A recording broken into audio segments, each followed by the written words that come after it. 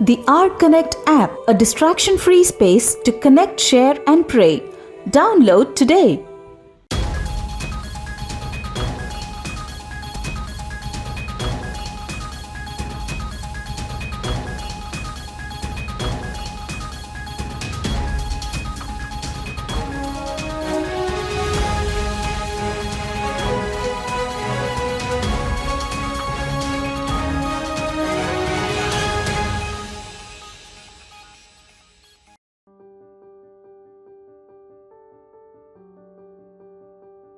Tesla के संस्थापक Elon Musk ने कनाडाई मनोवैज्ञानिक जॉर्डन पीटरसन के साथ एक इंटरव्यू में खुद को सांस्कृतिक ईसाई और ईसाई धर्म के सिद्धांतों में बड़ा विश्वास रखने वाला बताया है।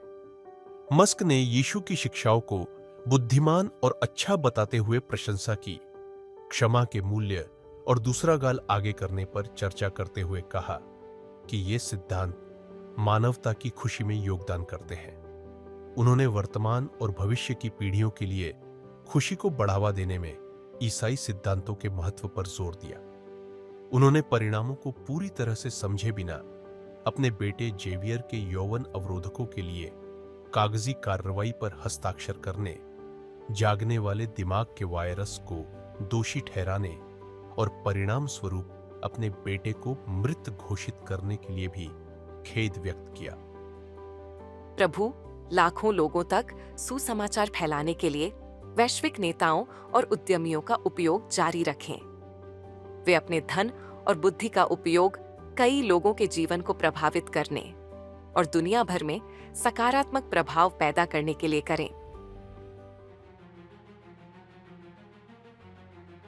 2024 ग्रीष्मकालीन ओलंपिक पेरिस में शुरू हो रहे हैं, जिसमें 10,000 से अधिक एथलीट और लाखों आगंतुक शामिल होंगे।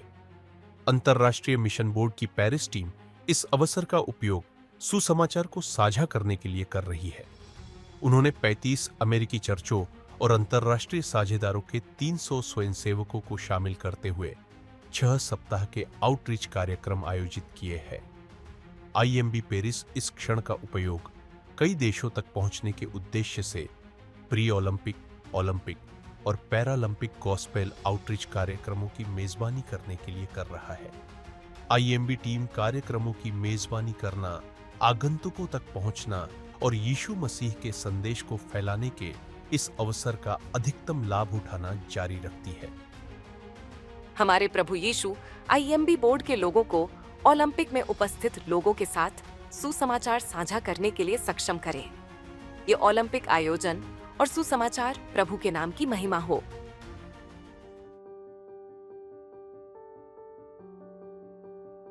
सुसमाचार के बीज स्थायी आध्यात्मिक विकास को बढ़ावा दे सकते हैं, फूलों के बीजों की तरह जो पीढ़ियों तक बनी रहने वाली सुंदरता पैदा करते हैं। अमेरिका में हचक्राफ्ट मिनिस्ट्रीज के संस्थापक रॉन हचक्राफ्ट ने पुष्टि की कि कैसे उनकी दादी के 100 साल पुराने फूल उनके जीवन में सुंदरता ला रहे हैं। हचक्राफ्ट उनके काम को सुसमाचार में पीढ़ीगत विकास को प्रेरित करने और कई लोगों को आशा के दायरे में लाने के लिए देखते हैं। हचक्राफ्ट मिनिस्ट्रीज मूल विश्वासियों को समर ऑफ होप आउटरीच कार्यक्रम के दौरान अपनी कहानियां साझा करने के लिए तैयार करता है, जिसका लक्ष्य उनके जीवन में सकारात्मक प्रभाव लाना है। रॉन हचक्राफ्ट का आग्रह है कि भले ही समर ऑफ होप लगभग समाप्त हो गया है, परमेश्वर का काम जारी रहना चाहिए। हम हचक्राफ्ट की दादी के बगीचे के फूलों की तरह प्रभु में बढ़ते रहे। हमारे विश्वास के बीज अनेक लोगों को सुसमाचार की ओर प्रेरित करें। जिम्बाब्वे में दशक के सबसे भीषण सूखे के कारण लोगों को गंभीर भूख संकट का सामना करना पड़ रहा है।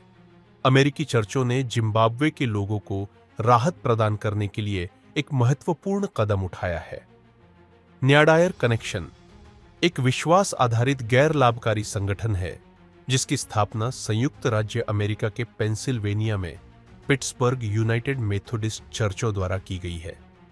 जून के मध्य में उन्होंने 400 परिवारों को आवश्यक खाद्य आपूर्ति वितरित की।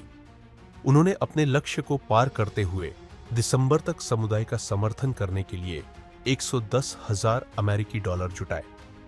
उनके प्रयासों ने बहुत जरूरी राहत प्रदान की है, जिससे परिवारों, छात्रों और शिक्षकों को खाद्य सुरक्षा के साथ अपना जीवन और शिक्षा जारी रखने में मदद मिली है। आइए हम उन लोगों के लिए प्रभु यीशु मसीह को धन्यवाद दें जो जिम्बाब्वे के लोगों की मदद करने के लिए आगे बढ़ रहे हैं, क्योंकि वे गंभीर, सूखे और अकाल से जूझ रहे हैं। प्रभु उन्हें इस दशक लंबे सूखे से सहायता और मुक्ति प्रदान करें।